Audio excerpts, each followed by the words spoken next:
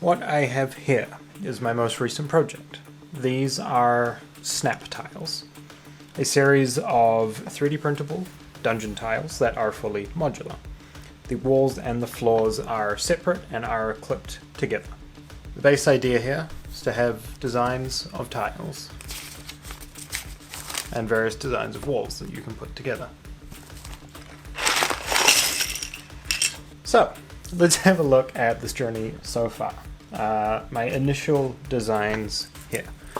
These were the first draft, and not a very good one. So they were thin, just a couple of millimeters thin. We had little pigs like this that were far too thin and flimsy. And while they do connect to the tiles, they wouldn't last very long and it wouldn't be a very sturdy bond. I was thinking of having the walls pushed through two pigs here, and you'll see that this idea evolved a few times throughout the process already. So I didn't like this. It wasn't a secure fit, and it either didn't hold the tiles very well, or this here would snap. I then wanted to try out a different idea for the walls here, which was to have square pegs between the tiles instead of the round ones we were looking at there. This, for the time being, was still using these same thin connection points. The idea would be that it would connect to these two tiles, which you can see doesn't do very well. And then a wall here would clip in, which, again, it doesn't very well. These ones kind of fall apart. That brings me to sturdier clips, this version. Again, with these tiles, I was going for the square connection points. You can imagine if these were full tiles, right? Where these clips would slide in, holding both tiles in place from underneath the tile, and leave you room for the walls. This is okay, but my biggest problem with these ones in particular were that they were friction fit. So if you have a print that is slightly less perfect than another, these will either be impossible to get on, or they will just slide off way too easy, allowing tiles to fall apart. The walls that I would design, this is a sample of what would be a taller wall, would then clip in here. As you can see, it doesn't work so great. So I went back to the original idea of having pigs for the walls, where these clips instead have a hole in the middle, slot on here, and you can see here what I'm talking about with that friction fit design. These are not quite as nice as some of the others, but then if you get a different version of the same pig,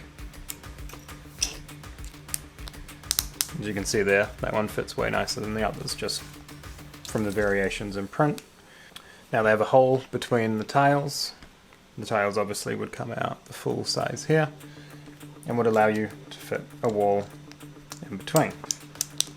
And your wall would fit in between. This is good, but again, everything here is relying on friction. It is relying on tolerances on the printer. These walls can twist, and if you had a loose one, any player knocking that at the table would cause the wall to turn. I tried improving said friction fit on a few more tiles here, by increasing some of the grab, by improving some of the tolerances, and as you can see here, this works well. It holds together. These are still able to turn, but this works on my printer, and likely my printer alone, just with the way that the tolerances are set up. So I wanted to move away from this. I wanted to move back into using a toothed mechanism on the tiles, like this version here, which falls out. Change the teeth on the walls. I haven't changed anything about the tile here. There's a nice audible snap and it doesn't fall out. There's a bit of wiggle here, which you can see more with this full height version of the wall, where it's very flimsy, which is not ideal. But this was the design that I had the most hope for at this point. So I moved forward with these. These use the same toothed walls as before, but as you can see now, the clips do not work. I have included a little foot here to allow this to no longer be a friction fit assembly. What I've instead done is gotten several versions of clips. various tolerances, various amounts of give, things like that.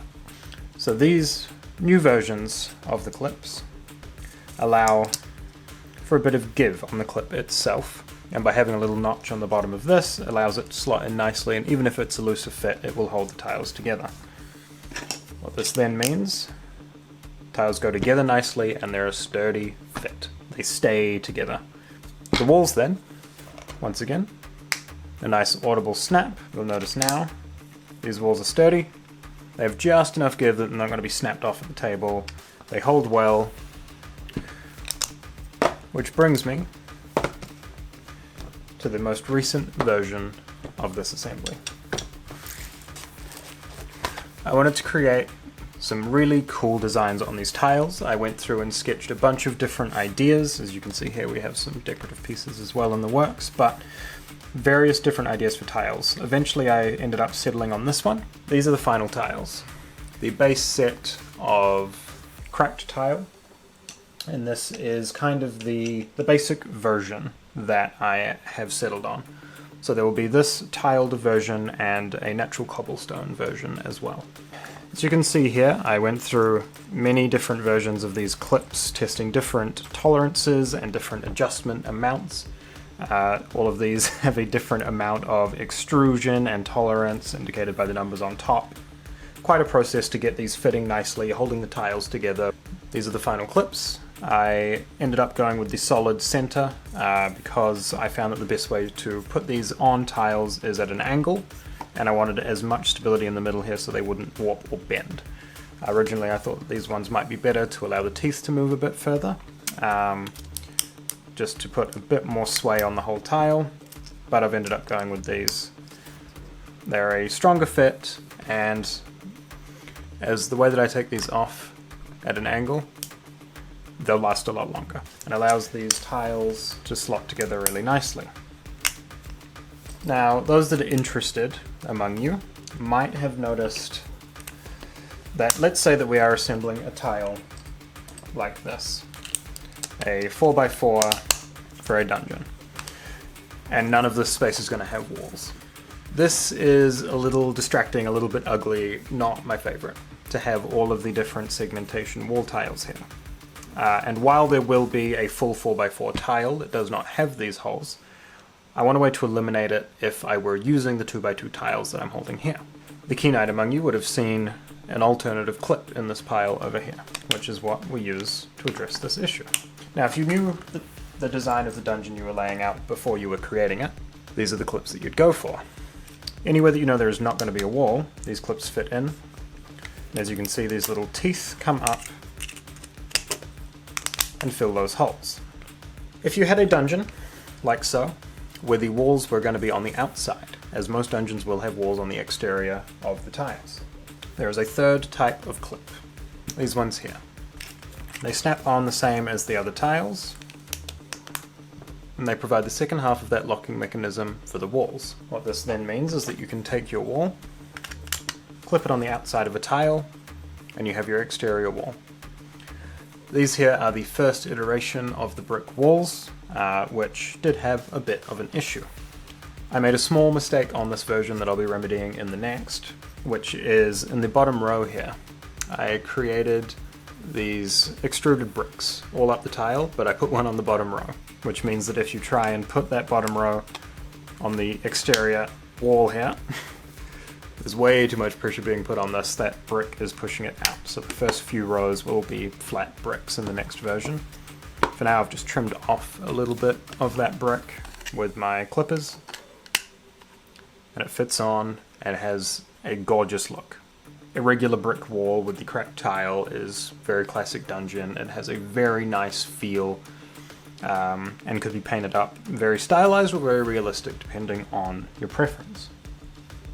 So with that, we can start building out full dungeons. Clipping the walls in, interior or exterior. Adding tile after tile, building out whatever rooms, whatever hallways, whatever alcoves you want.